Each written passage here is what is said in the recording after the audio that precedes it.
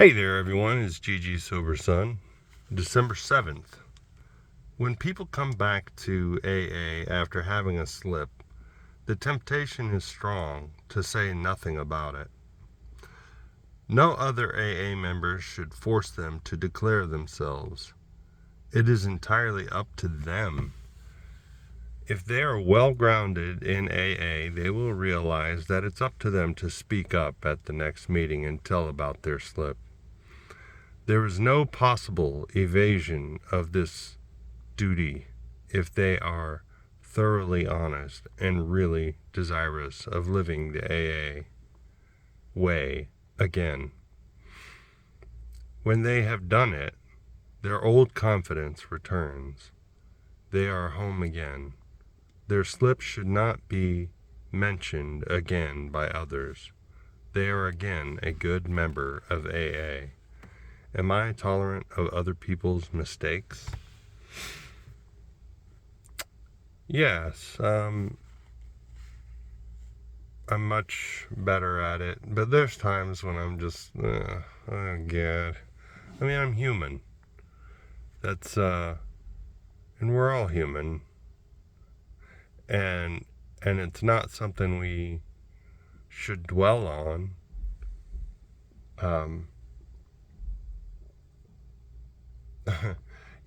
But the confidence thing that it mentioned, when they have done it, their old confidence returns.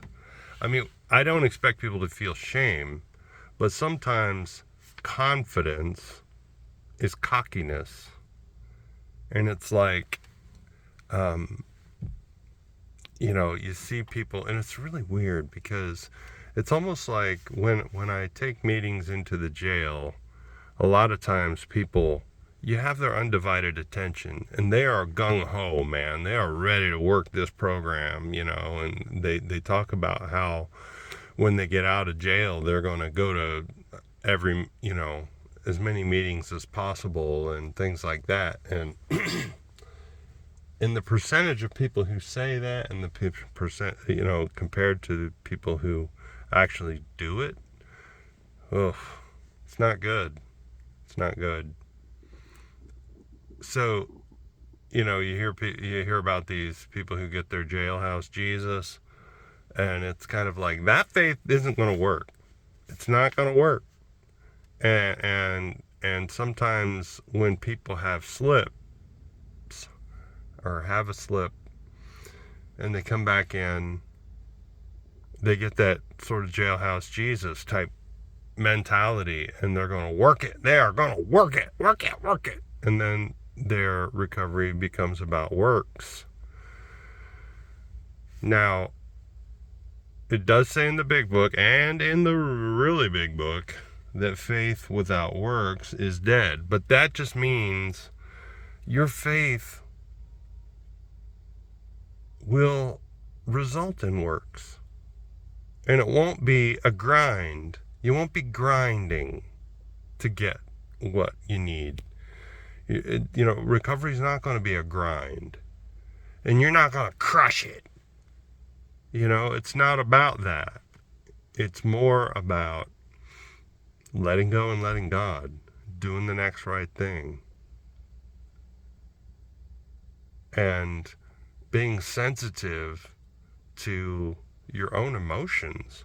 Your emotion's going to be up, down, all around. And what that has done for me, because I'm coming up on the anniversary of a long-term relationship breakup, and just being the time of year and everything, seeing the Christmas decorations and Christmas lights and everything, it's stirring up a lot of old emotions, a lot of grief.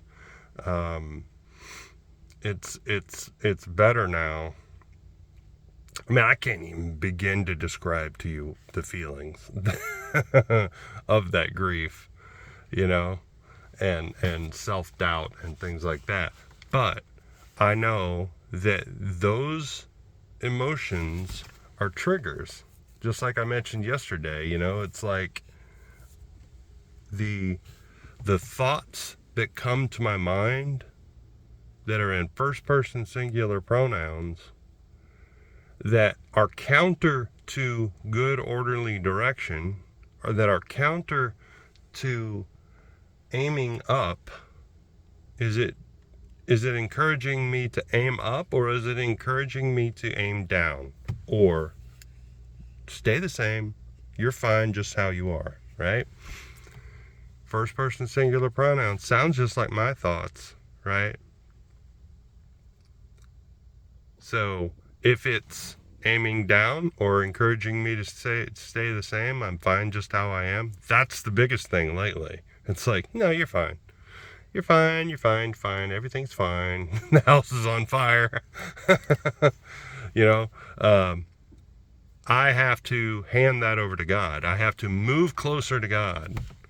So any kind of emotion, any kind of negative thought, feeling, attitude, frame of mind, just grumpy. I can wake up grumpy. And I'm just like, God, what is this all about? I can turn it around, you know? It's an opportunity to get closer to my higher power, is what I'm saying, right? It's not an opportunity for me to try harder. God drops people. I mean, I was in a mood last week. I was depressed. I was downright depressed and just spinning my wheels all day. I'll raise my hand to it. I was depressed and anxious at the same time. And I get a knock on the door.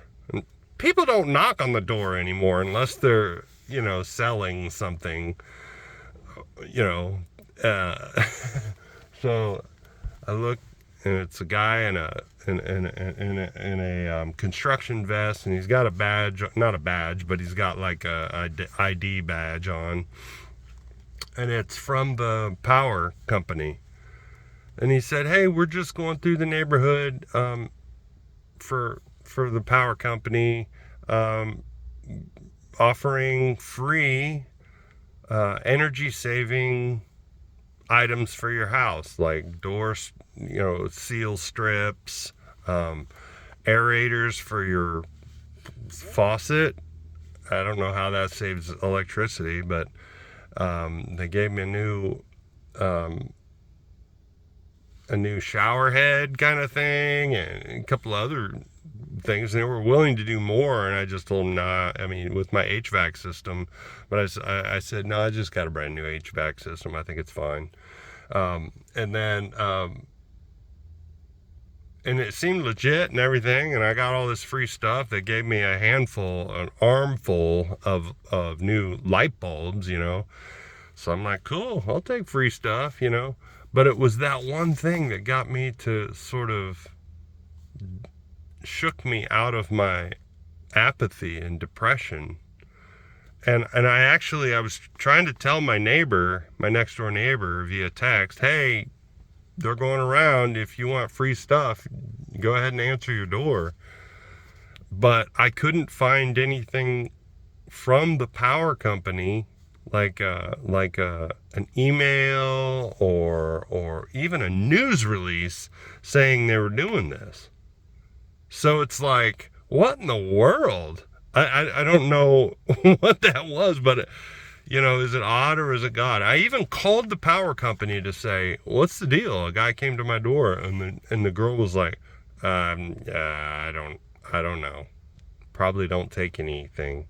I was like, well, they were already here, and they gave me an invoice with the power company's logo on it. And she was like, I don't know what to tell you. Have a nice day. But, you know, it's these ongoing conversations with my higher power.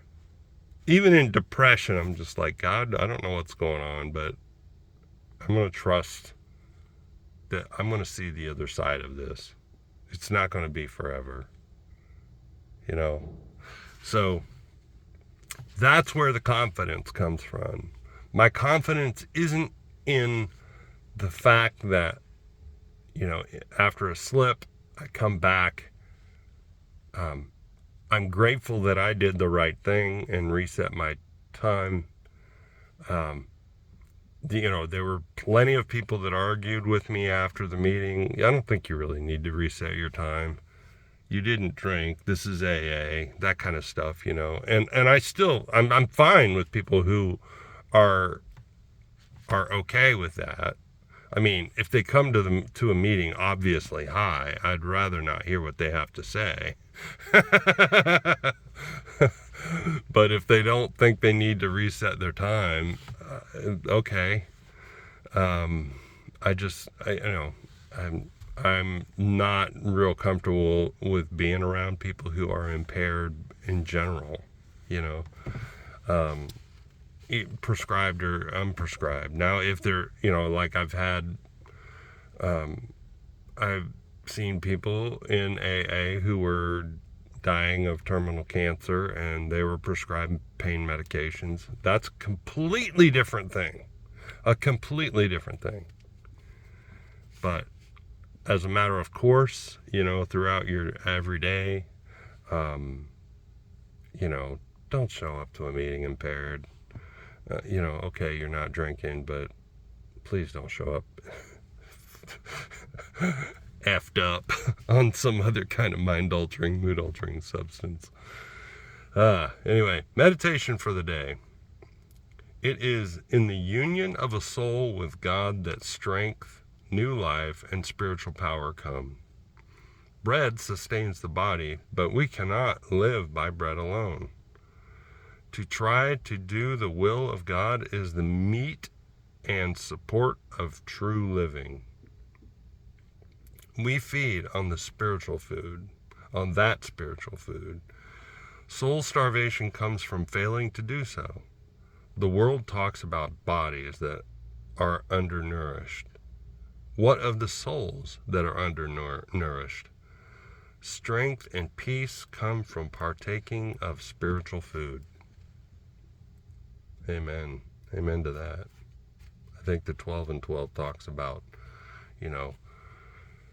we would no longer, we wouldn't starve ourselves of food and air and light and water, so we should, in step 11, it talks about, prayer and meditation as well for our spirit worlds, our spirit life. So that's hugely important. Prayer for the day. I pray that I may not try to live by bread alone. I pray that my spirit may live by trying to do the will of God as I understand it. And, there are times when I've done a physical water-only fast, or at least no food. I'll still take my vitamins and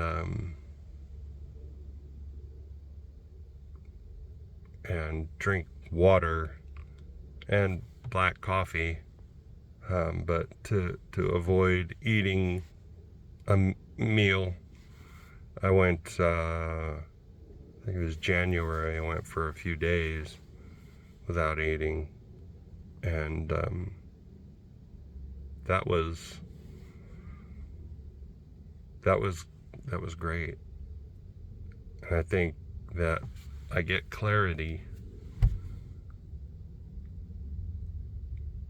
in terms of my relationship with God when I do things like that. So sometimes it's necessary to literally not live by bread/food, because I can get wrapped around the axle about that as well, and that can become a secondary addiction for sure.